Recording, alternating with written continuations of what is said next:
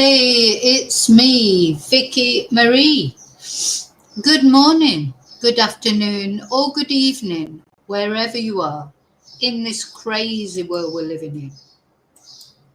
So, oh my gosh, so this case that we're going to talk about today, this is a new case for me, to be honest. I didn't know about this case. This is an Irish case, or sort of half Irish, half American, because this poor woman, Mc Carrick, she disappeared in Ireland, but she is from America. She was visiting Ireland. She fell in love with Ireland, went to visit there and decided to stay there. She was working there and then disappeared off the face of the earth.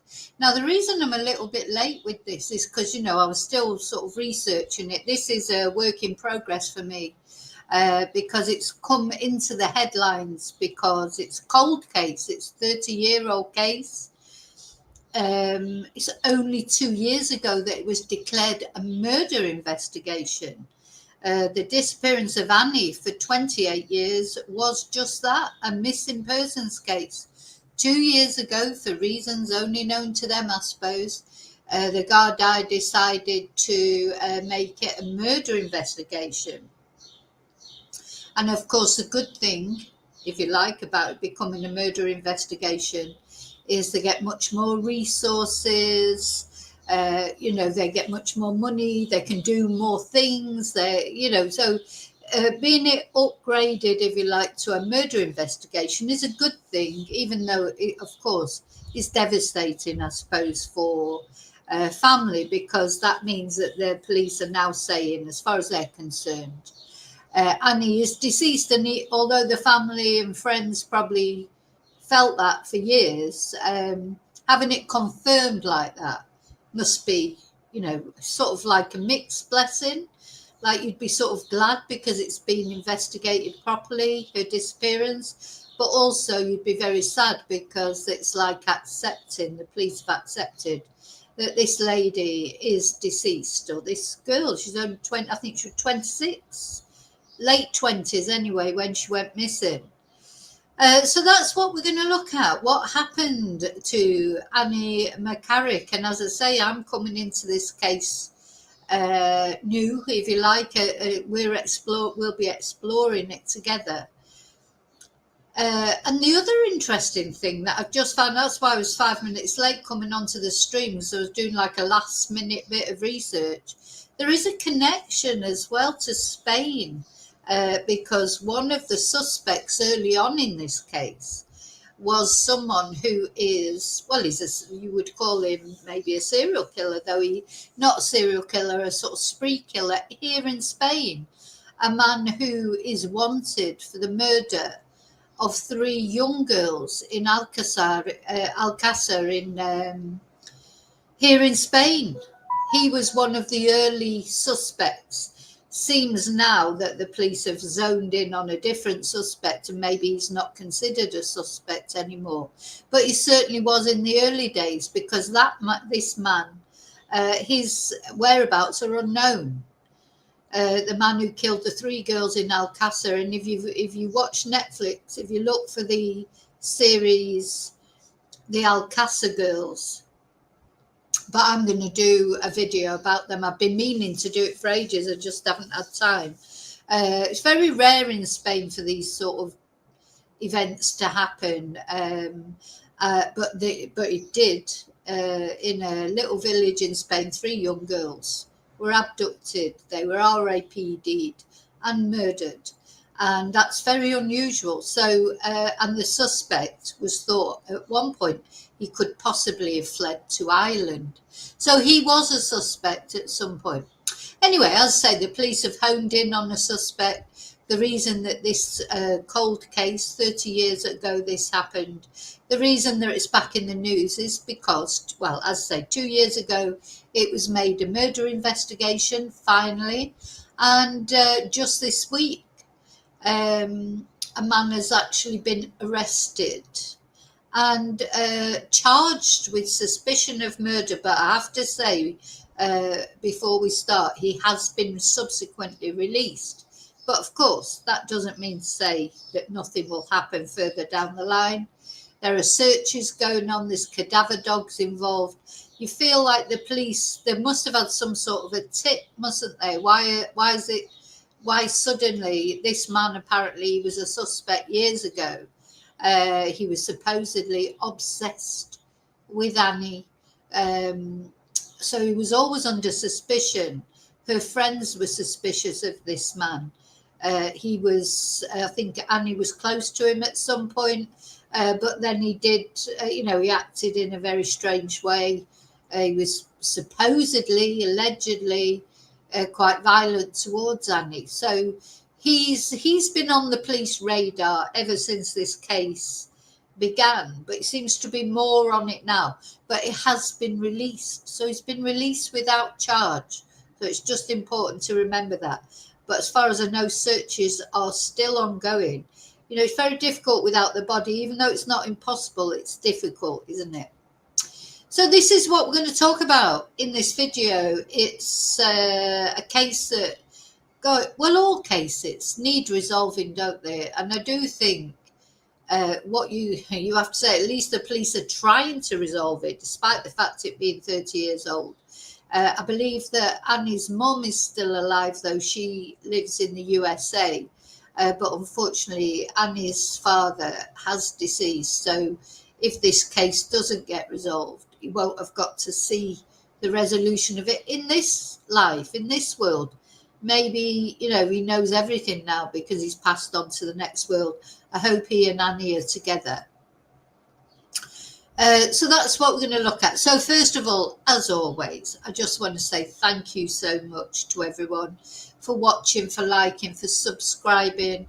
I received some nice, somebody sent me like some, how would I describe them? Some photos and things that they put together, like some media that I can use on my account on my YouTube channel, and I'm going to be, I'm really pleased with that. I look, it's lovely when people sort of think about me, apart from when we're actually on a live and people send me things or emails, etc. And, like sending the songs and the videos and the doll's house and all these extra things that people do. Thank you so much. So also, though, thank you for for subscribing, for liking, for sharing. If you're not subscribed, please think about subscribing, and then you will get updates on this case or any of the other cases that we're following. A special thank you, as always, to my members.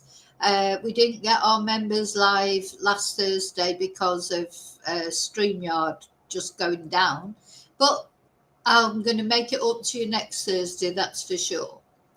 What else? So thank you to everyone who sends me super stickers.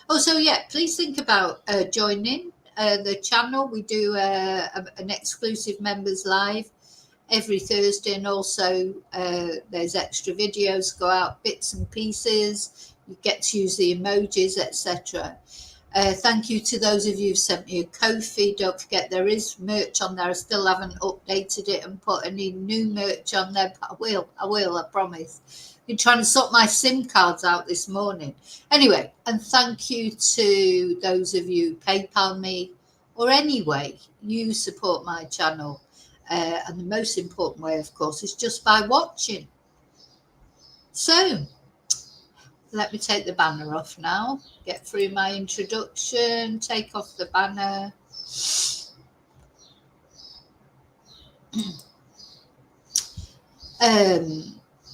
What's next? Hello, you lovely lurkers. Thank you for watching. Hello, replay crew. Thank you for watching, and thank you for caring about Annie. I mean, the thing is, I have a lot of Irish subscribers. And some of you will be watching on catch up about this, and probably especially in Ireland. This is a very famous case. It's almost like a Susie Lamplugh type case in Ireland, isn't it? But it's also part of a wider possibility, because there's something called the vanishing triangle in Ireland, there's a sort of circle of women that have gone missing in Ireland around a certain area, and there's been conjecture it could be a serial killer. Now, is it, or is Annie, was Annie killed because of who she knew, because of a stalker type relationship? Or is this part of a wider thing? And we're going to look at that briefly at the end, the vanishing triangle. But again, I need to do a video, just about that, because there's other women in that vanishing triangle, like Jojo Dullard as well. She's in there. There's a lot of sort of cases that maybe we know a bit about individually that are involved in this vanishing triangle in Ireland. Is there some, are they related, or is it just coincidence? It seems strange coincidence, doesn't it? But of course, Ireland is a sort of there are a lot of remote parts, so none of these bodies have been discovered. Anyway, I need to go into that in another video because I don't know enough about it now to just talk about it without research, but I will talk about it a little bit at the end just to let you know what this vanishing triangle is. Okay, now I'm coming into the chat. Say hello to all of you who are brave enough to go into the chat. Hi, Bluebell. Yeah, is it on Netflix? I don't know if this story is on Netflix, Bluebell. But yeah, strange that you were looking for it and now I'm doing a video on it. But we quite often have little connections, don't we? Hi, David. Hi, Lily Paulie. Hi, Swin. Hi, Sheep Farm in Australia. Hi, Daniel. Yeah, happy Saturday.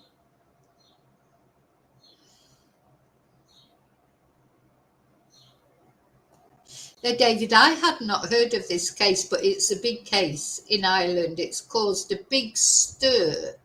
The fact that somebody was finally arrested. How has it taken 30 years before someone is arrested? And even just 2 years ago, that was when it was upgraded to murder. So it just shows you, didn't it? It's, you can never, cold cases. I love it when cold cases are solved, honestly. I love it when any case is solved, but there's something special, isn't there, about a cold case being solved? Because that's somebody somewhere who thought they've got away with something. Unfortunately, they've probably had, a life of freedom for 30 years, probably had family and, lived their lives. This suspect in this particular case apparently is a successful businessman. Now, he is only a suspect, so I've got to clarify that. He hasn't been charged yet. He's a millionaire, apparently, a successful millionaire businessman. So he's gone on, if he does end up being charged, he's had 30 years of life, that he denied to Annie. Annie hasn't had her 30 years of life. She didn't get the opportunity to become a millionaire business person, did she? Hi, Heather. Hope you're okay. Hi, Angel. Yeah, I think probably a lot of you, unless you're Irish, you won't have heard about this.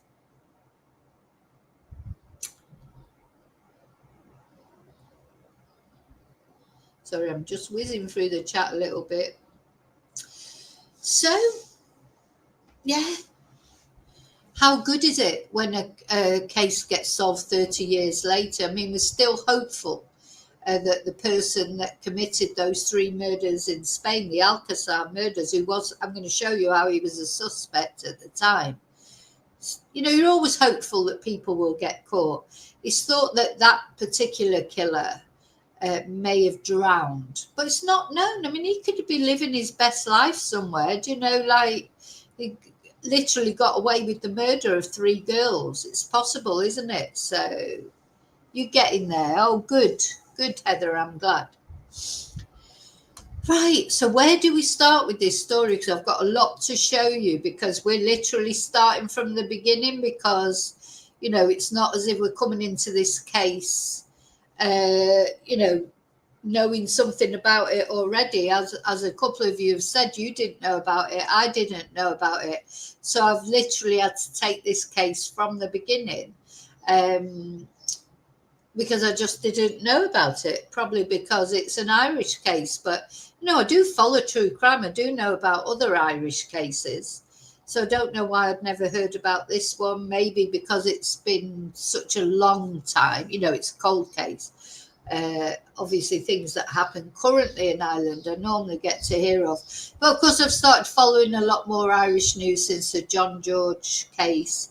But I've covered a lot of Irish cases, really, over the years. Anyway, doesn't matter. I don't know. There's no point in me thinking, why have I not heard of it before? I haven't heard about it. And I know, a lot of you have been saying, even those of you that maybe are interested in true crime, haven't heard of this case. So poor Heather. Poor Heather. That's because I was just looking at Heather's comment. Poor Annie, 30 years she has not had justice, and her family and friends have not had justice. She never got a chance to live her life properly. She never got a chance to get married and have children. She was so young at the time, and she'd come to live in Ireland, or gone to live in Ireland, because she'd fallen in love with Ireland. She'd fallen in love with Ireland when she went there on holiday. So let's get a bit of the background of this.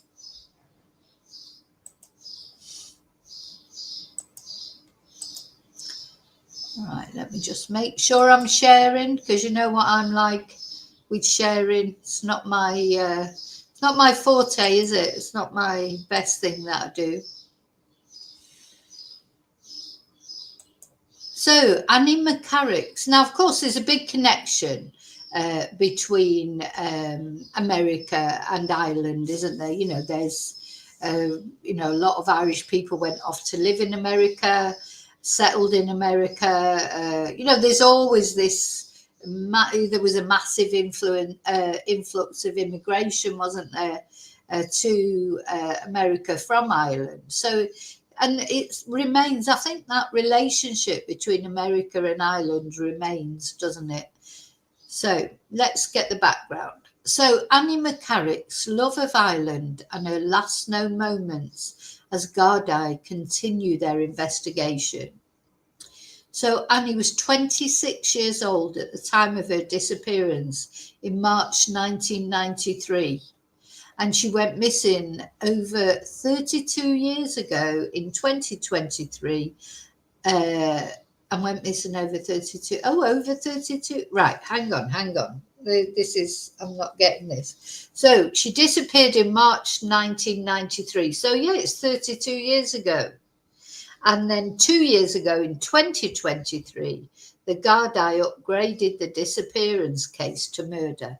And as I say, that is, although it sounds awful, but it's a good thing, because they get many more resources when they're dealing with a murder case than they do with a missing persons case. So, it's good.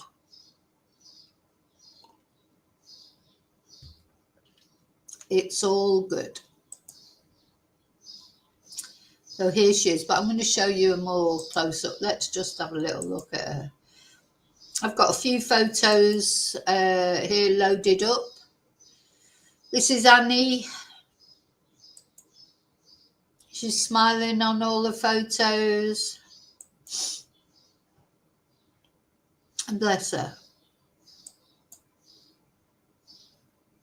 And this, just to show, it will come up in this.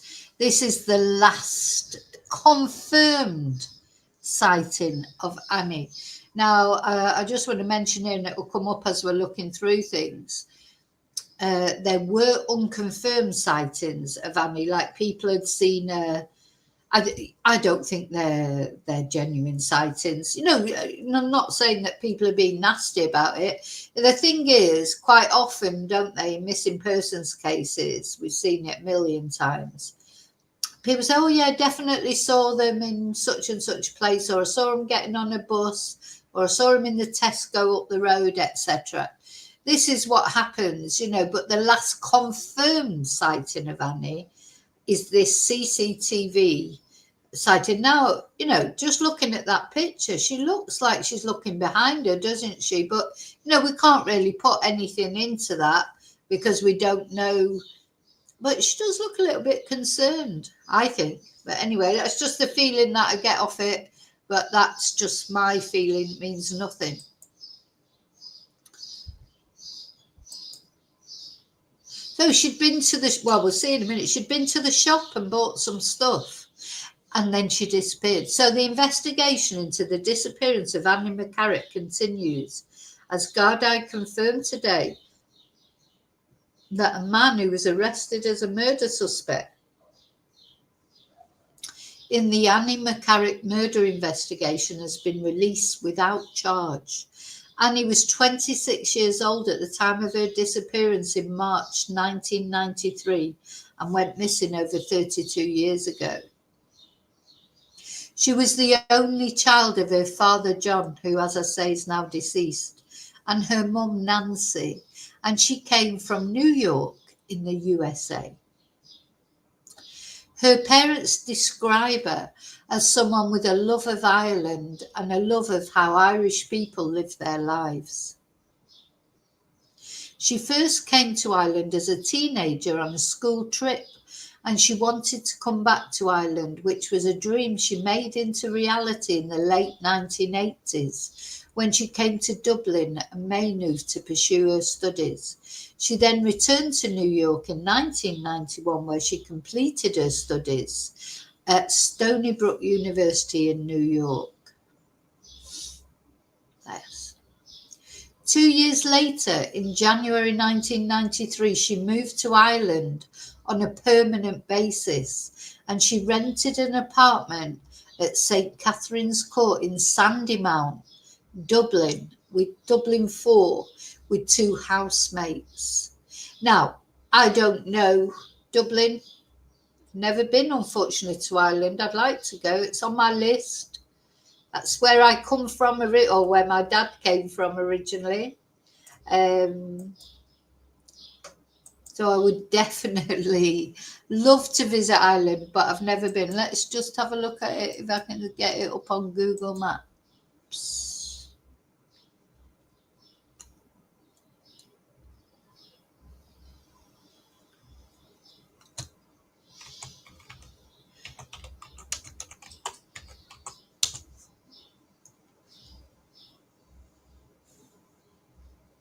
Oh, it's on...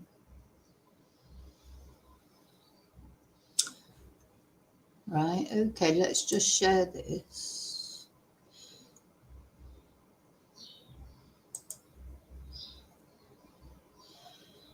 So apparently this is it. Let's go back to that. Anyway, some photos there. Now, Dublin's a big place, isn't it? So it says it's Dublin 4. So I'm presuming right.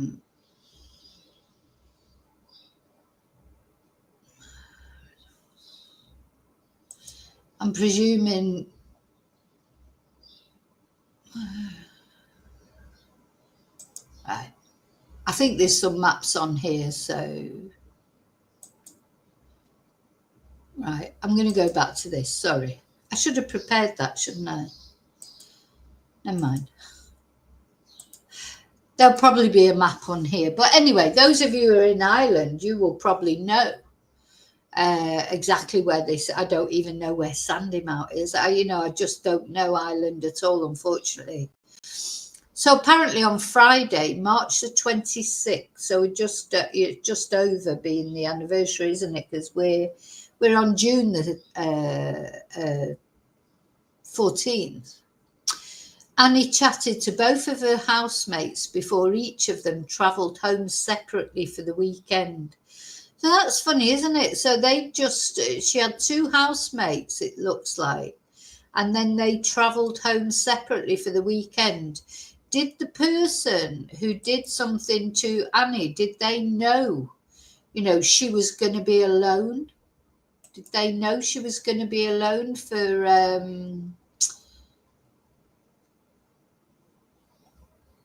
did she know that did the murderer or the the murderer, because this is a murder investigation now, did they know that Annie was going to be alone that weekend? Because it seems funny that the weekend that her two housemates went off for the weekend, suddenly she disappeared. So did they know? I mean, the police definitely seem to think it's somebody who knew her. So, and did that person, whoever it was, know that Annie was going to be on her own? So she made plans with friends to have dinner at her home the next day on Saturday, March the 27th. And she was said to be excited for her mum, Nancy, to come and visit her the following week. Well, that's so very heartbreaking, isn't it? So the very next week after she disappeared, her mum Nancy was expected to come over to see her, and they'd probably not seen each other for quite a long time. So she spoke to both her flatmates before they left separately, and Nancy, so that was the 26th of March, which was Friday, and her mum Nancy was due to arrive on the 30th of March. So literally just a couple of days before her mum was coming to visit her. Annie's friends came to their apartment as planned on Saturday evening and found she was not home. So don't forget, in those times there wouldn't be messages like WhatsApp and things like that. So if you'd made the plans to turn up on Saturday evening, you would just turn up on the Saturday evening. If you had to cancel that for any reason, that would be done by phone. You know, you'd have to phone like the landline. You wouldn't have been able to send a message, say, oh, sorry, I can't make it, or are we still on for tonight, or whatever, like we do now. So it was there would have been no social media, as I say, no WhatsApp, no messages. No, where are we going? 32 years ago. Yeah, there might have been like mobile phones, so there might have been text messages. But it literally would have been in its infancy, all that, wouldn't it? So, yeah, you would make your arrangements and turn up, and if you just turn up. Hi, Geordie lass. Hi, Lily Paul. Oh, have I forgotten? Oh, I think I said hello to Lily Paulie earlier. You know, I get lost sometimes with who I've said hello to and who I haven't. I just don't like upsetting anyone by not saying hello to them. So they turned up as planned on Saturday evening and found she was not home. She had also not showed up to her place of work on Saturday or on Sunday morning, and her friends became concerned. I think she worked in some sort of restaurant or cafe type place. Anyway, a friend called to her apartment on the evening of the 28th, so that was 2 days later, spoke to her flatmates. They found that the shopping that Annie had done on the Friday morning, we've got a list of the shopping coming up that she'd done. So she'd been out and made, done some shopping. That's at Quinsworth on Sandymount Road, but it had not been unpacked. Now, I've been thinking about that a lot, because I was thinking, like, when I get in from supermarkets, I don't know about you, I don't always unpack everything straight away.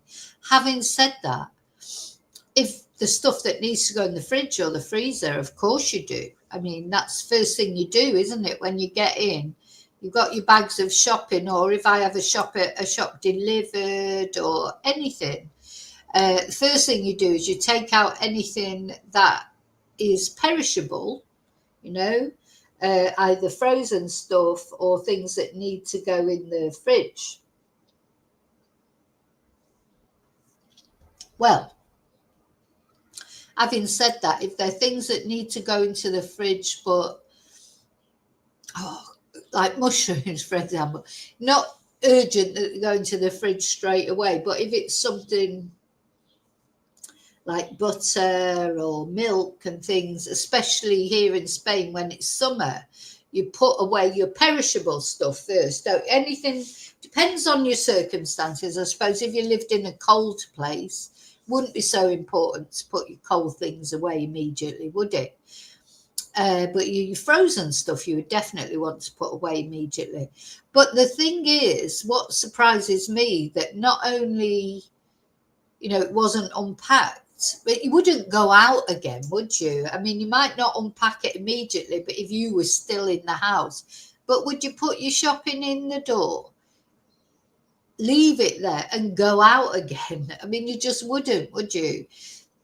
So I wonder if there wasn't somebody in that house waiting for her, or either somebody maybe in the house waiting for her who'd broken in before, knowing that her flat, don't forget, they could easily have known that her flatmates were going to be away for the weekend. Or somebody, who'd been following her to the shops, soon as she went in, did they push the door out, come up behind her, push the door open, or did they knock on the door? The thing is, Annie was very worried. If it was this person who's been arrested and released, Annie was worried about this person. So I don't think she would have let them in if she was already in the house and they came and rang the doorbell and she knew she was there on her own. I doubt very much if she would have let them in.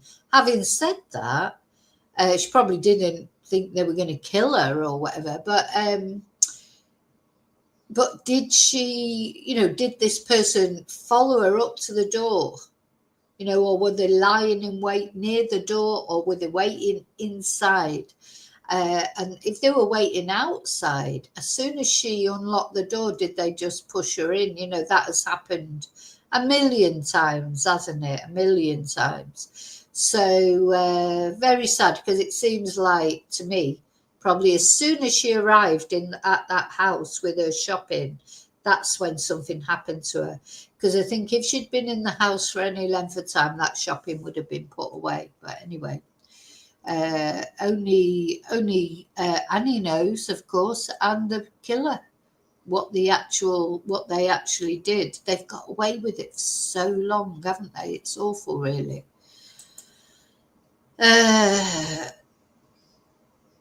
Yeah. So grocery shopping for these provisions is the last confirmed activity of Annie, with a receipt in the shopping bags which confirmed the date and time of purchase was the 26th of March at 11:02. And then on the Sunday evening, so 2 days had gone by before she was finally reported missing.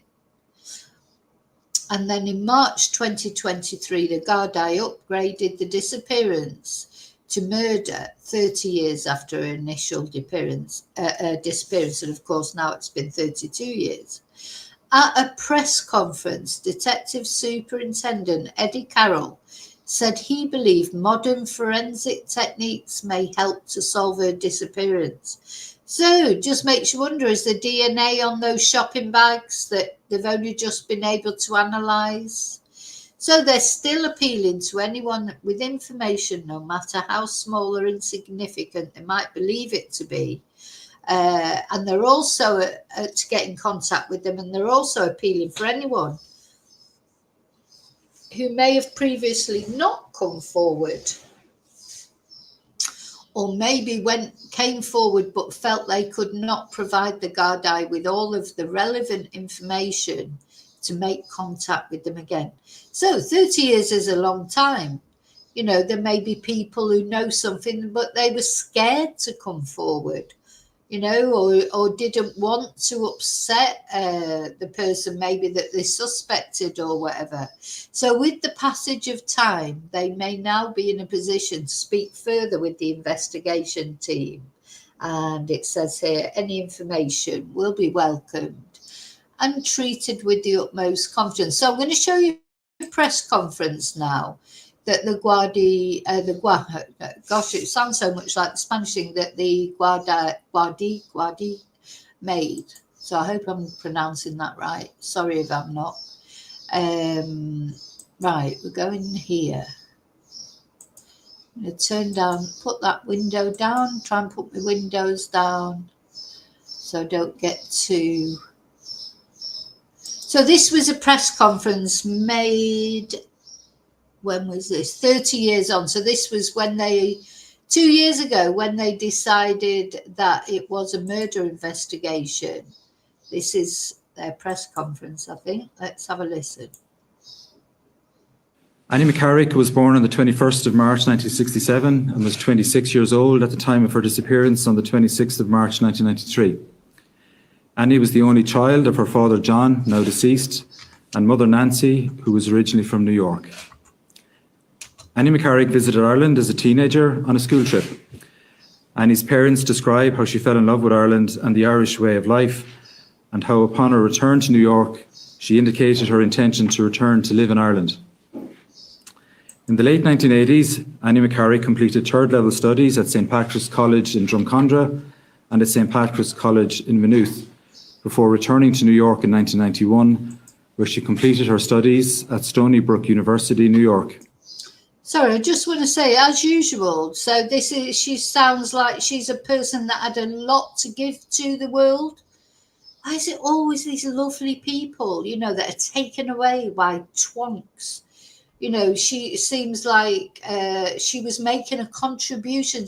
The thing is, all you can do in life is make some sort of contribution of a positive way to life. That could be anything. It doesn't mean going to university or doing this, that, or the other. It might be just, having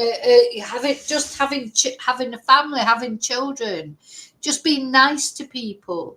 All these are positive contributions to the world.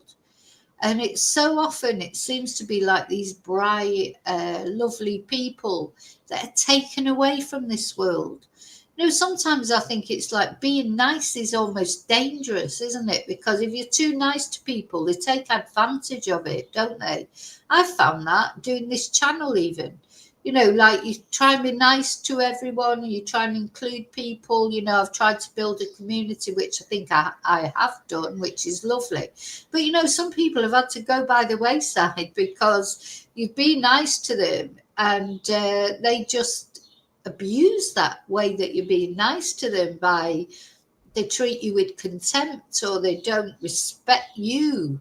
You respect them, but they don't respect you. That this happens so much on a smaller level, in life in general.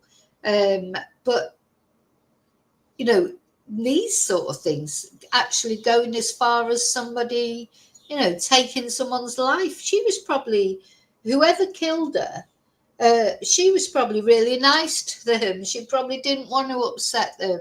She probably, didn't want to cause trouble for them. How often do we see that? And what happens? They take their life, they take advantage of a nice person. How often do we see this happen? Men and women. Terrible. On the 4th of January 1993, Annie McCarrick moved to Ireland to live permanently and settled into rental accommodation at St Catherine's Court, Sandymount, Dublin 4, with 2 other tenants. Annie worked as a waitress at the Courtyard restaurant in Donnybrook in Dublin, and also as a waitress at Cafe Java in Leeson Street. On the 17th of March 1993, Annie McCarrick attended St Patrick's Day with friends. Over the next few days, Annie carried out normal working life, socialising in various licensed premises and visiting friends. On Thursday, the 25th of March 1993, Annie was not working but called to her place of work at Cafe Java to collect her pay. However, her pay was not ready for her and she arranged again to call back on Friday the 26th to collect it. She then visited some friends and stayed for dinner with them. On Friday the 26th of March, Annie spoke to both of her flatmates before they left separately to travel home for the weekend. At approximately 11 a.m, Annie visited the Allied Irish Bank in Sandymount Road in Sandymount to carry out some personal banking. This is the last confirmed sighting of Annie McCarrick captured on CCTV. Annie had made arrangements with some friends by inviting them to her apartment for dinner on Saturday, the 27th of March. Annie was also excited about planning for a visit of her mother, Nancy, who was due to arrive in Ireland on the 30th of March, 1993. Imagine how Mum felt, just a few days to go before she would be there to see her daughter, her only daughter. So she was her parents' only daughter. only child, in fact. So, you know, that I just don't know how these families. I hope her mum gets some resolution. I really do. You know, as I said, Dad sadly has passed from this world, but hopefully he is with her. But her mum, I hope she gets some resolution. On the 26th of March 1993, there were reported sightings of Annie in Sandymount Green area in Sandymount, reported sightings of Annie boarding a number 44 bus bound for Enniskerry in County Wicklow, and a number of further reported sightings in Enniskerry village and at Johnny Fox's pub. On the 28th of March 1993, friends of Annie were concerned for her welfare. She was not at home on the 27th of March when they called for the dinner invitation, and she'd not turn up for work either on the 27th of March or on Sunday, the 28th of March 1993. A friend called to her apartment on the evening of the 28th of March and spoke with Annie's flatmates. Groceries which had been purchased by Annie were on the morning of the 26th of March in Quinsworth on Sandymount Road in Sandymount were left unpacked in shopping bags, and a receipt in the bags confirmed that the date and time of the purchase of these groceries was 11:02 a.m. I wish to confirm that this is the last confirmed activity that we're aware of by Annie McCarrick. Annie was reported missing by a friend on the evening of the 28th of March at Irish Town Garda Station.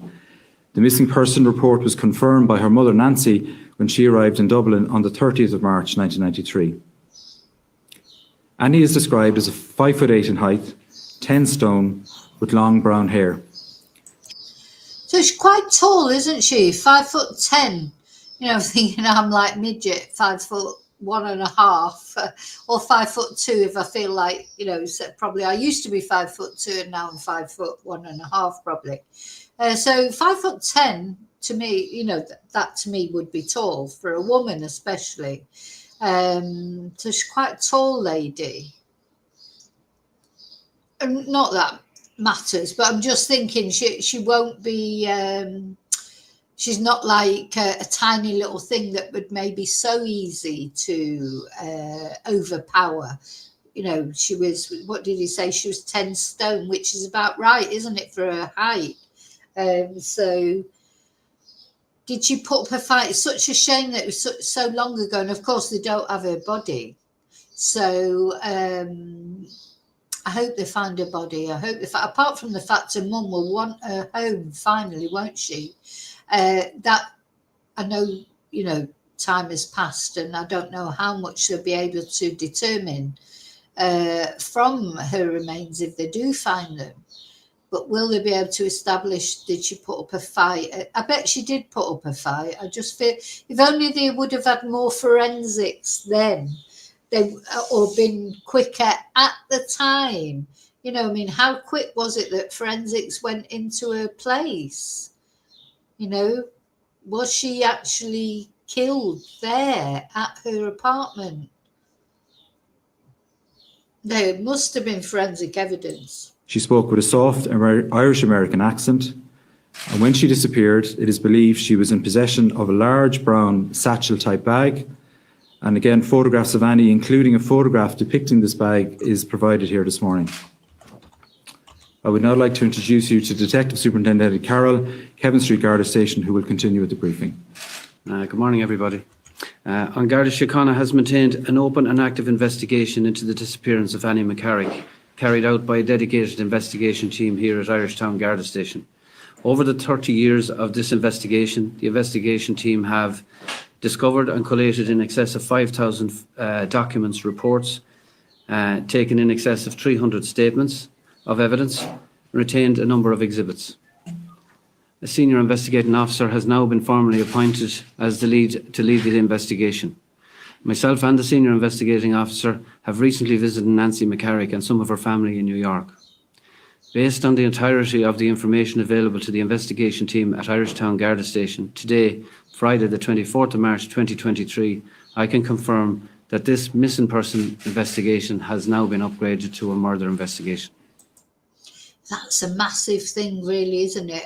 Well, I mean, I don't know why it took so long. Maybe it's because of developments in forensics and things that able to do that now or then. Don't forget, this was 2 years ago. But, you know, all that time a missing person, and now it's a murder investigation. Now, you know, we've watched a lot of, or looked at a lot of things recently where the Irish, the Gardaí, they're out there trying to find the little Irish boy that went missing that is thought, is it Kyron? They've been looking to find Jojo. They've definitely been out there a lot lately, trying their very best to find people that have been missing for a long time. I just hope they get a result soon, because it felt that, you know, we haven't had a result yet, but let's hope and pray. And I'm not going to light the candle because it sets off my chest. But what I'm going to do is put up the virtual candle. I'd like, will you all, please, I know you will, because we need to say a prayer that these people, these lost people that are being looked for, at least they're trying and looking for them. Do you know what I mean? The efforts that the police are making. Let's hope and pray that they do come to some fruition, you know, for the families, because you can imagine, oh, thank you, all of you, for putting these candles up. You can imagine that the family, the mother especially, now her mum, this was her only child. She's lost her husband. So all she's got left now is to hope that she sees justice for whatever somebody did to her child. You know, let's hope so. So prayers, definitely, just need to say these prayers. This morning, I am making a public appeal for information. I want to speak to any person who met, spoke with, or had any interaction with Annie McCarrick on the 26th of March 1993 or subsequently.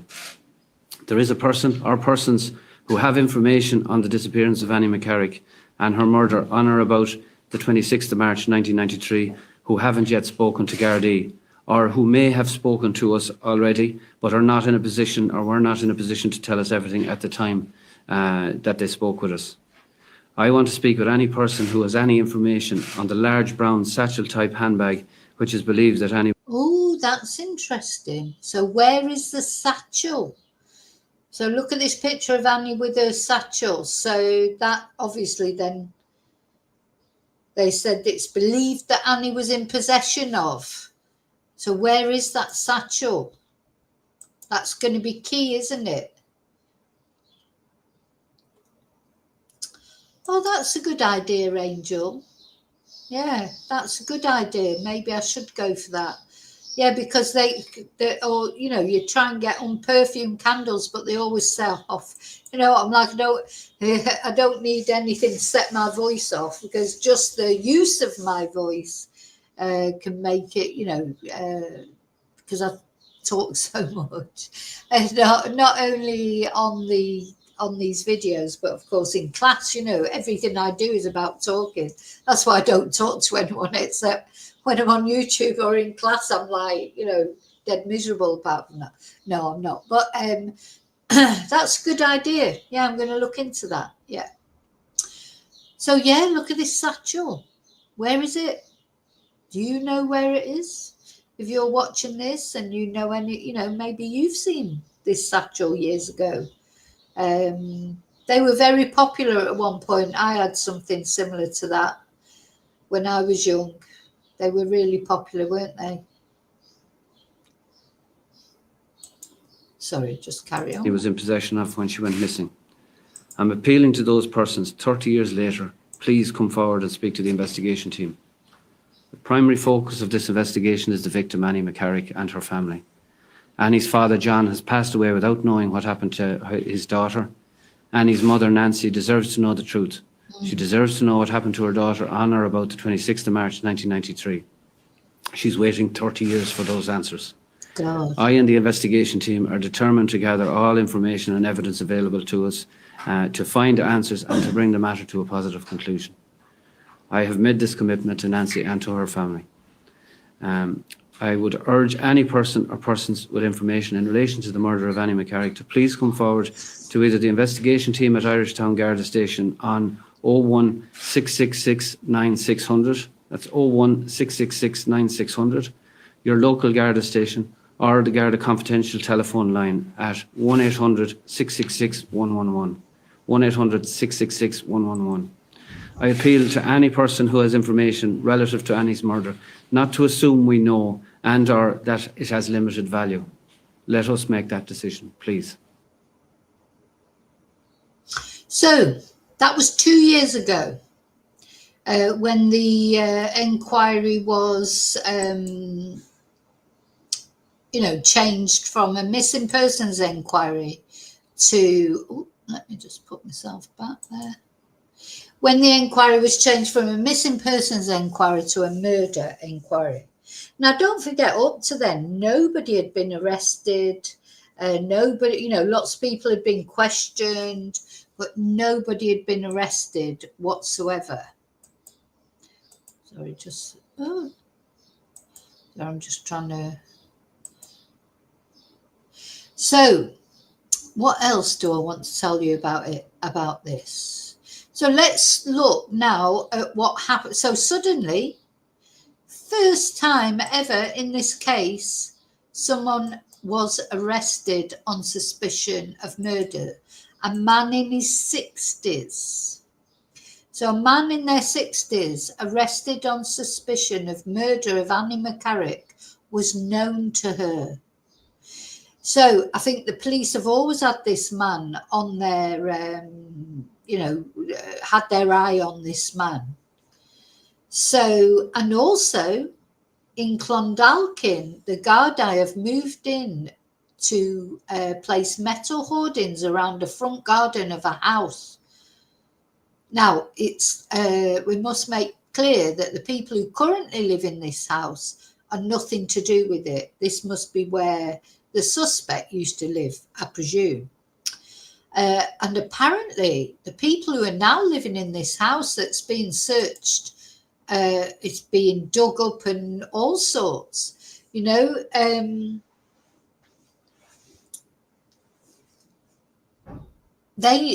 are nothing to do with it, but I presume they've had to move out the house while the police dig it all up, the garden. They've apparently did a lot of reformations on this house. And you just feel for them, don't you? Imagine just a knock on the door suddenly. Oh, by the way, we think that murder might have been committed in your house. We need to dig up the garden. We need to get all the floors up. We need to do this, that and the other. Check for forensics. I presume the police put them up in a hotel somewhere, you would imagine. I mean, surely they don't expect them to find somewhere to live themselves. But I don't know. I don't know what the procedure is, but just imagine it. And all your lovely house that you've had done up, and remodeled, as they call it in America, or you've had your reformations done. And then suddenly the police are there digging it all up, looking for evidence in a murder case. And not only a murder case, but probably one of the most famous murder cases in Ireland, apparently. I mean, it just doesn't bear thinking about, does it? I'm just thinking if someone turned up at my house and said, that's not going to happen because nobody lived here before. My house was a new house. But, you just don't know what's buried in people's gardens, do you, under their patios when you buy a house that's been pre-owned? God, you think you should need to do some investigations. Yeah, you'd think they would be insured to pay, wouldn't you, Bluebell? You would hope so. Because these people are not under suspicion. Like we've seen in other cases, if the house is being searched because maybe you're a suspect, that might be a different thing. But if the house, just turning up at a random house that somebody used to live years ago, surely they're not expected to sort themselves out, are they? But anyway, so this is what's happened to the poor people that own this house now and have done all the reforms on it and everything. The Garda have moved in to place metal hoardings around the house. So, yeah, they arrested this guy. And as I say, though, it's important to remember that he was released because it's only so long that they can hold someone without charging them. And they won't want to charge them until they're certain they've got enough evidence, will they? So they've released this guy. But at this time of this article being made, the man aged in his 60s, which would be about right, wouldn't it, is detained under the provisions of Section 4 of the Criminal Justice Act 1984 at a Garda station in Dublin, but he's out now.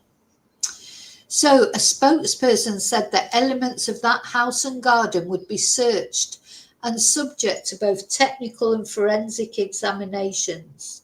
They stress that the current residents of this home are not connected in any way with Annie McCarrick or her disappearance. So that's important to keep stressing, isn't it? Because they are given, people in that area will know the house. So it's important to stress that the current people that are living there are nothing to do with her disappearance. So it just goes over the story. She disappeared without trace on March the 26th, with the last confirmed sighting of her in Sandymount in Dublin. She was 26 years old. She was an only child and originally from New York in the US. So she moved to Ireland to live permanently in January 1993, and she settled in to rental accommodation at St. Catherine's Court in Sandymount. Bless her.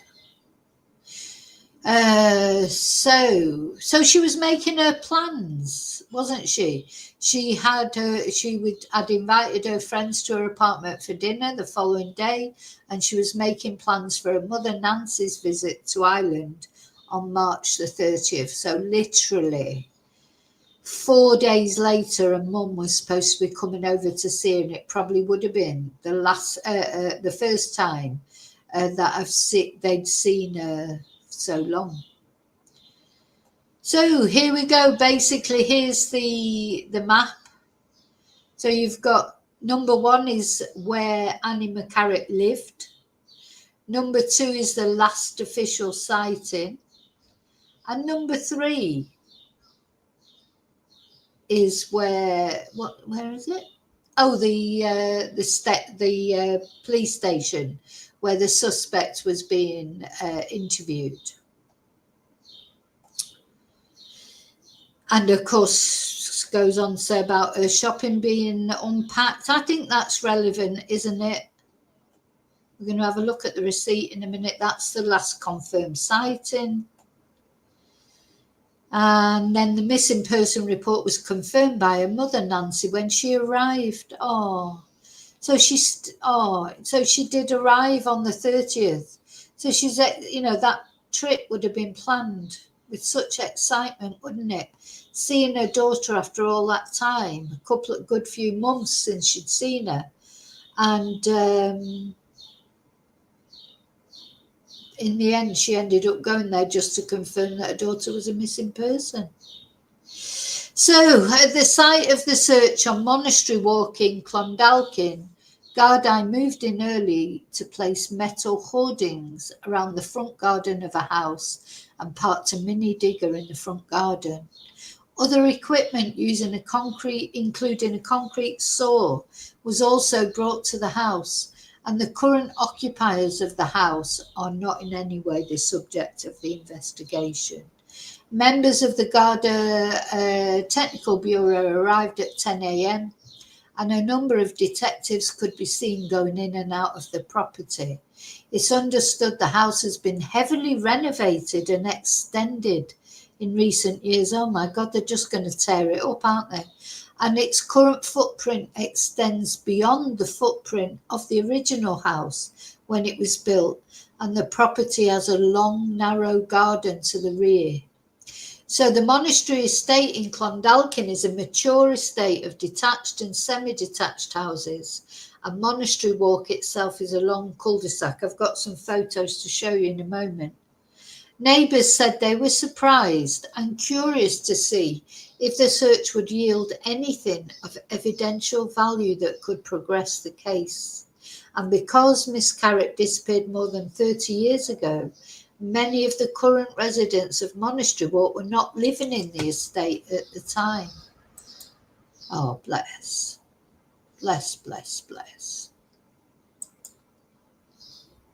So one of them said, I was walking the dog this morning and I could see the hoarding being put up at the house. And I thought maybe the owners were getting building work done.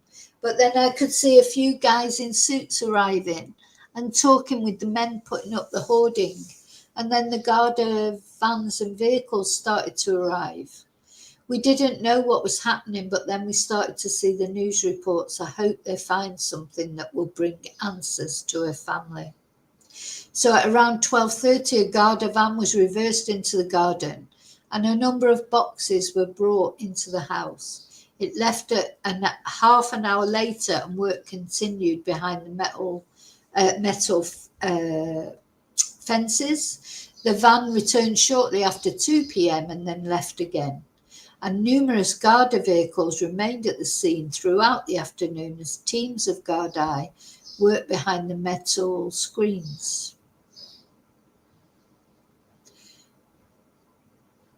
Okay. Now, this is the, I won't go into that yet. I'm trying to work out, there's so much still to tell you. Let's have a look. Let's have a look at the, right, I just want to go briefly to Twitter. Now I'm going to put, as I say, put some windows down.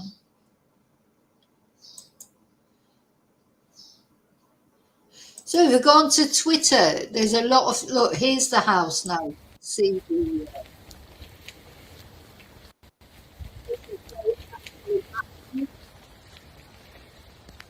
so the police have put that around. They think she's there, don't they? They do think she's there, obviously. Or maybe they'll find that satchel. Oh, it's raining, look. I'd quite like a bit of rain at the moment, but oh, just please God that they find something. Please God. That they find something that, you know, brings this girl justice after all this time. And maybe the guy, you know, who did it, maybe he has been successful, maybe he's had a bloody great life, but let's hope it gets stopped now, eh? So that was one of the things that was on Twitter. This is the receipt. So let's have a look. She brought sugar, flour and plums, apparently. Now, and it was 20, it was punts then, wasn't it? It's a lot, isn't it? Why was it so much? It just seems a lot for sugar, flour and plums, surely. Oh no, she gave them 20. Yeah, it was only 140, I think, by the look of it. I can't see it dead well. Yeah. So this is a receipt.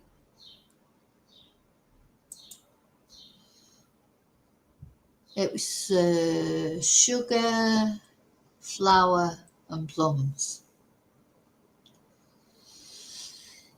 So yeah, millionaire businessman arrested. God, how's he slept at night if he is guilty? Of course, he's not been charged. We've got to remember. So apparently the friends of her friends, her best friends, etc., they outlined their concerns about this man at the time. But this person's saying that how did it take 32 years to arrest her? Oh, this is her mum. Let's have a look at this. Dental, you know, so whatever did befall her, I mean, it may have been accidental, you know, so I would just love to be able to find her. Yeah. They're going to start, you know, from the very beginning. And I was never really certain about the sightings, you know, in the village and on the bus. So yeah, I don't think those sightings were correct, because some people said, oh, they've seen her on the bus or this, that or the other. I don't think they're correct. I think whatever happened to Annie, it happened at her home. I don't think she wasn't going to go in, leave her shopping on the floor and then go off on a bus somewhere, would she? You know, I just don't believe that. And she had friends over that night. She was probably going to cook a pastry for them, a dessert or whatever. That's probably what the shopping was for. I think so. Whatever happened to Annie happened to her at that door. I wonder, you know, if someone perhaps may have seen her someplace else but doubted it, you know, because they thought, well, that was in a different place. So I thought it very well may, you know, it could bring up something new. Well, time helps a great deal. It really does, you know, and you do the best you can, and you just go along, and you just put one foot in front of the other, because you don't have a choice, do you? Poor Nancy. So she's lost her husband. She lost her only child years ago. But yeah, what can you do when you're going through? You just have to carry on, don't you? You put one foot in front of the other. Whatever your problem is, and you know, obviously a lot of people's problems are smaller or bigger, or you know, everything is whatever problem you're going through, it's important to you. It doesn't have to be the fact that your daughter's missing or whatever. Even little things, they bring you down, but you just have to carry on, don't you? It's what we all do day in, day out. We get up in the morning and it's another day. you don't have a choice. Exactly. Yeah, so it's just been a very long time, and I'm very, very grateful that the Gardaí are going to reopen her case. They're so humble, aren't they? People, I know. It's like, I'm so grateful. You know, she's not raging against them like, oh, why didn't this do this years ago or whatever. Just so nice, so sweet. Quite often you see this. And then you've got some twonk there. Somebody's killed Annie. Somebody, whether it's this guy or not, somebody has. They're just living their best life. Or upgrade her case. Yes, very grateful. Right, let's see. Is there any? Oh, there's something else I wanted to show you was. Oh, there's the cadaver dogs arriving. Oh, they're good. They'll find them. They'll find them. If you know, if she can be found, they will find her. And I just wanted to show you this from.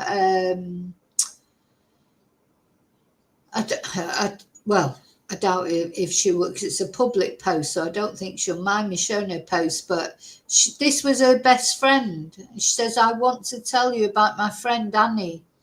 She would have been 55. She was my first and oldest best friend. I copied everything she did back then. From her Halloween costumes to the unusual way she brushed her teeth. She never let me know if that bothered her, but I'm sure it did. As young children, we spent hours playing with our Breyer horses in the woods between our houses. We made elaborate mud cakes to sell in our pretend bakery. She's still with us and in our hearts at the dinner parties and gatherings in difficult times and big life events, and not just in the month of March, but all year long over the last 29 years. So this was, now it's been 32 years. I miss her so much.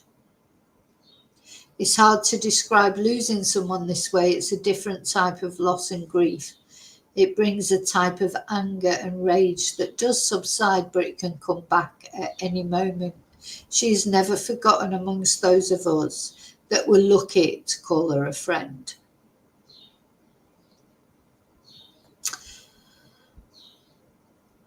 I remember being jealous of Ireland because it was taking her away from us. She was a true romantic with a big heart.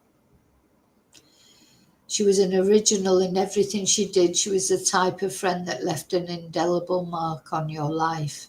To this day, if I'm doing something creative, I always consider, what would she say about it? Would she be proud of me? So she shared these photos of Annie when she was young. Oh. Oh, look. So she is tall. You can see that she's tall. Oh. So, you know, she may not have had a full life, but at least she seems like, when I say a full life, she didn't have a full life in the sense that it was cut short. But it seems like that while she was on this planet, she did do, you know, what she could to sort of follow her dreams, you know, go to live in Ireland. But unfortunately, of course, that choice of going to live in Ireland, you know, didn't work out for her, did it? Okay, let me just share this. So yeah, millionaire arrested over American woman Annie McCarrick's murder after shock new information. Well, of course, we don't know what the new information was, but he's apparently a respectable businessman and owns several properties with combined values of more than 1 million euros it will be now. He has long been a suspect in the case of Miss McCarrick, with whom he was said to have been infatuated. A long-standing suspect, but this is the first. So he has been interviewed before, apparently. He supposedly had an obsession with Annie. But of course, he's been released. So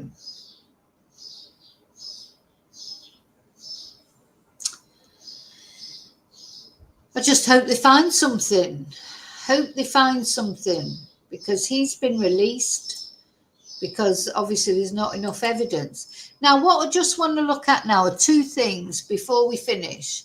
I want to show you this guy who is this is the guy who is wanted.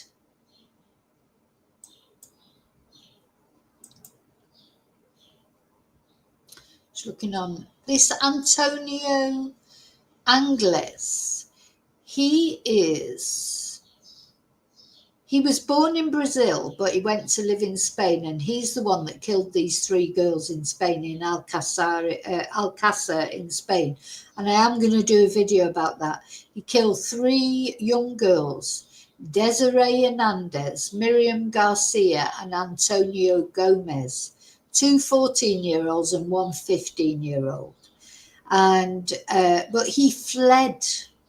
He escaped through the window, apparently. As the police went to his home, he escaped through the window and off he went. And he was thought to have gone to Dublin. So there was some conjecture at the time that maybe he had something to do with it. Let me try and find him, find a photo of him. Oh, yeah.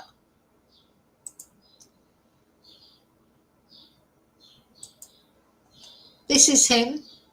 He's still wanted for the murders of those 3 girls in Spain. And at the time, or during the time that Annie's case has been investigated, he has been thought of as a suspect. But then other people think he drowned. So this, of course, is the son that's saying it. Shock witness claim that suspected serial killer, don't know if you'd call him a serial killer, because he killed those 3 girls all at once, you know, all on one evening. So that's not a serial killer, is it? It's a spree killer, isn't it? Anyway, it doesn't matter. It's just semantics. But he's not a nice person. Let's put it that way. He's a twonk, whichever way you look at it. Look, he's got that funny eye again, David. I know you say you've got that, but he's definitely got it. Anyway, this was 16th of February 2023. This is probably the Sun just trying to make a story. I don't know. But a suspected serial killer linked to the disappearance of Annie McCarrick walked off the ship he was a stowaway on when it reached Ireland, a witness's claim. So don't forget, this is nothing official. This is some witness who says that he walked off this ship. And he is, nobody knows where he is. He could have gone back to Brazil. Just nobody knows. He could be dead. He could have drowned. Who knows? He escaped from Spain and, as I say, went through the window, and that was it. That was the last he was ever seen of again. But for some reason, the Sun dragged this out that he might have been involved with Annie's death, but I doubt it very much. I wonder where that is. That a mugshot of him? Yeah, nasty person. So a former Dublin port worker insisted he had seen the Spaniard walk off the city of Plymouth as the Gardaí boarded at the other end. And the key testimony aired on a Spanish TV documentary about the fugitive's escape from a police manhunt in Spain. Now, I don't mean to be horrible about Spanish TV documentaries, but in my experience in Spain, they don't normally ask for much corroboration of things, So, it might be a documentary, but that doesn't mean it's true. And they follow an ex-Garda's chief's claims that Angles will always remain a suspect in Mc Carrick's disappearance. Well, I think we can more or less say no to that now. He's wanted in Spain over the 1992 kidnap, rape, torture and murder of 3 teenage girls. And that's the Alcázar girls. And that is on Netflix. So it's on Spanish Netflix, or it was anyway. So as I've watched it on there, it's a series. And I presume it's on the British Netflix as well, and the other Netflix translated into English or other languages. So Jerry McDonnell, a former stevedore at Dublin Port, told Spanish documentary Angler's Story of an Escape. Now, I haven't seen that. I need to look for that. I haven't seen that actual. I don't believe it, though. I don't believe he has got... I'm not saying I don't believe he escaped, and maybe he is in Ireland. I have no idea. To me, it seems more like he's gone back to Brazil. But he could have gone to Ireland, and maybe he did have something to do with this, but I don't think so. It had been a normal day, he said, and I was on my way home. I'd finished my shift, but I was asked to return. I was told there was a stowaway on the city of Plymouth and was asked to take a look and warn the police who were coming to take him away. I said I'd do it. The ship had already moored by the time I arrived. The police parked up right in front of it and got out and went onto the ship at the stern. Now, the other thing, though, I think we've got to remember, he didn't speak English, this guy. So how would he go and just, fit in Ireland? He's only spoke Spanish. He's Brazilian. In fact, from Brazil, we speak Portuguese. Well, I expect he spoke Spanish because he had lived in Spain. As I say, I've got to do more investigations into this. But they were going onto the ship when a figure appeared at the ship's bow. And recalling how the man disappeared between shipping containers near the vessel after leaving it unchallenged. Mr. McDonald said he was walking normally and not looking round, no panic. He didn't even look at me or try to look. I looked at the police, I looked at him, and then I just got on my bike and thought, stowaway, someone searching for a better life. That's what I said to myself. But he had no idea at the time the man he had just seen was a suspected serial killer. And he said he saw him a second time, walking towards a bridge, crossing the River Liffey while he cycled home. Now, no offence to this guy, but he's obviously been paid for this. And I just think it's a load of cojones, to be honest. I told my wife about it when I got home, and that was it until the police came to my house. I couldn't believe it. There were 2 officers. And I told them the same as I'm saying now. Now imagine, though, that this man is in Ireland. Maybe he's the one that's responsible for the vanishing triangle. You know, and maybe Annie is not in that. Maybe not for Annie. But for the other women that are in that vanishing triangle that we're going to look at in a minute, briefly, because I've got, it's all going on my list of videos that I need to spotlight. If we had known what had happened, everything would have changed. I would have tried to stop him myself or call the police, but I just thought he was an ordinary stowaway and no harm. An ordinary stowaway.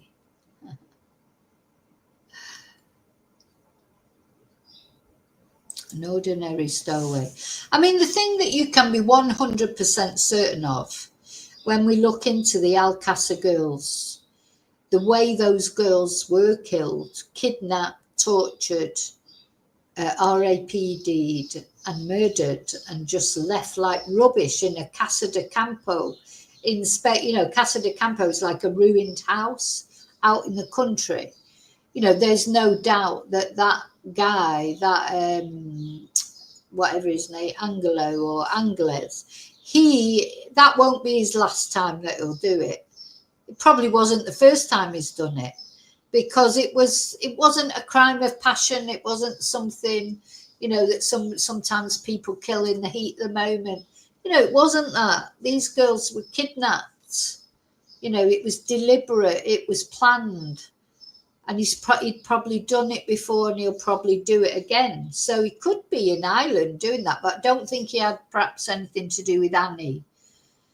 And he said, I will never forget it. It's still ingrained on my brain.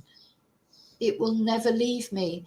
And Detective Sergeant Alan Bailey told the documentary, I'm going to look out for that documentary, Angles will remain a person of interest until we know what happened with Annie McCarrick.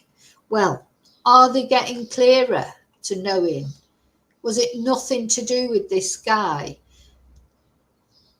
I don't think it was anything to do with him, but, where is he? Is he still alive? And is he still doing these terrible things? But that's, as I say, that's another video for another day. And the last thing that I just want to talk about before we finish is this vanishing triangle. So we're going over to Wikipedia. Now, I had heard of the vanishing triangle. Ireland's vanishing triangle refers to a number of high-profile disappearances of Irish women from the late 1980s to the late 1990s. Several other women were also murdered within their triangle, and their cases remain unsolved as well. All of the cases appeared to share some common characteristics. The women's ages range from their late teens to late 30s. They disappeared inexplicably and suddenly, and no substantial clues or evidence of their fate has ever been found.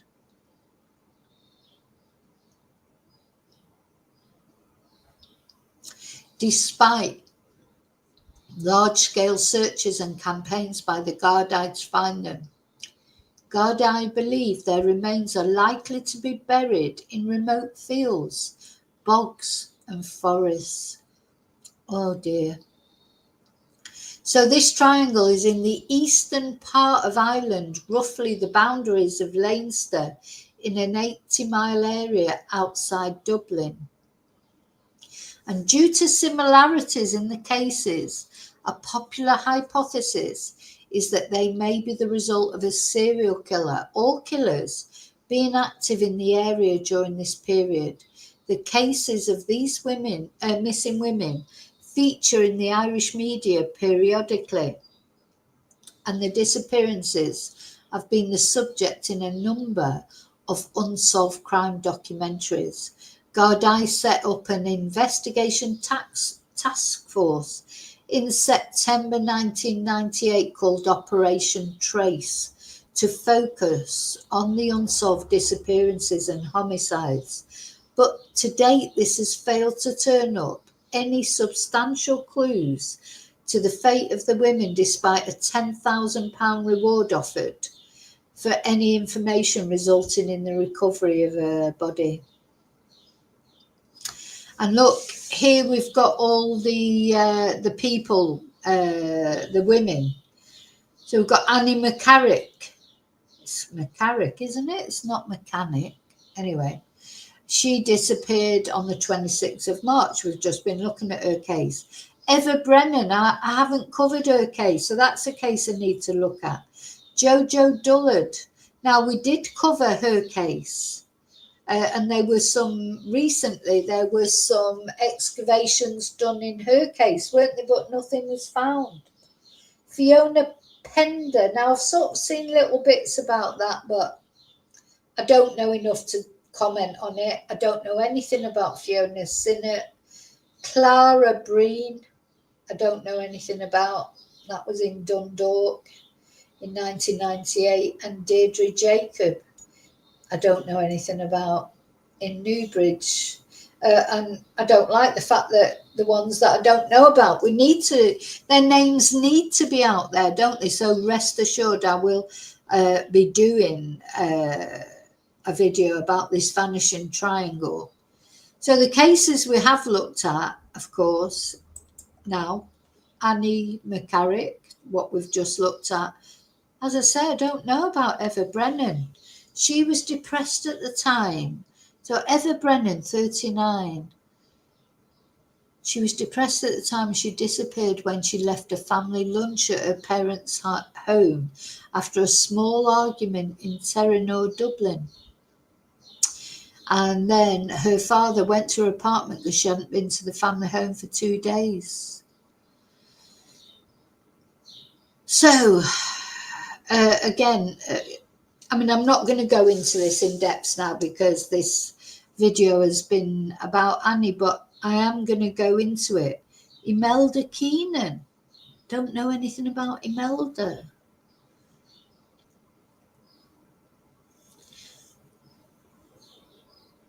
Sorry, I'm just reading it as I go through. We have done a video about Jojo Dullard. She'd missed her bus home. I remember that, and she was on the phone to a friend, wasn't she, and said that someone had stopped to pick her up. She was hitchhiking. She's never been seen again. But again, in 2024, a 55-year-old man was arrested on suspicion of her murder, and this man is believed to be the son of a prominent politician. And police were searching, but that man has been released as far as I know. Fiona Pender. Yeah. Yeah, as I say, I need to look into these cases. I can't look into them now because so some of them were missing and some of them were actually found murdered. But I will be looking into those. Rest assured I will be. There's always, just, gosh, if there is a serial killer around, or there was, because of course, most of those cases in the Vanishing Triangle, they're from a certain period in time. It's not necessarily that it's continuing now, is it? But anyway, the prime thing that we've been looking at here is the disappearance of Annie McCarrick, but rest assured all the issues that came up I will be looking into in the future. And yeah, do you know anything? Can you help the police? If you're in Ireland, in that area, and you know something, or you know someone who knows something, or you've heard a rumour. I think basically the police are just welcoming any kind of tips, even if you think it's irrelevant. They want to resolve this for Annie's mum, don't they? And, it's important for Annie's mum, for her friends. Annie is still remembered. That's nice, isn't it, as well? Because seems like Annie made an impact on not only obviously on her family, we make an impact on our families, but on her friends, that they still remember her even after 30 years. And there's somebody out there who knows exactly what happened to her, and they're living their best life. But I'll tell you what, again, as I always say, don't think, even if you get away with it in this life, really, do you really think you're going to get away with it in the next? And if you know, I think what you should do is just try and get some redemption, because if for example, this man who's been arrested, let's presume he's guilty, you know, he's in his 60s, and I mean, he could have another 20 years, he could have another 40 years, but sooner or later, he's going to be going to meet his maker, and I hope his soul is prepared for it, because what you're going to, the misery that you might be having a great time in this life, but you're a long time dead. You're a longer time dead than you are alive. So, you know, maybe you should think about your mortal soul, because it's important. Okay, so thank you so much for caring about Annie. Thank you so much for listening to me. I won't say waffling on. I haven't been waffling. I've been telling you this story that is really important. Please don't forget to leave your fingerprint on the like button. And, you know, don't forget to subscribe if you're not already subscribed and you want updates on this case or any other case we're dealing with. And don't forget to press notifications, the notification bell. Press all notifications. That way you won't miss any updates. I'll see you really soon in the next video. I hope you're enjoying your weekend and you continue enjoying your weekend. I'll see you really soon in the next video. And until then, as always, may your God go with you. And let's pray for justice for Annie and her family. Bye.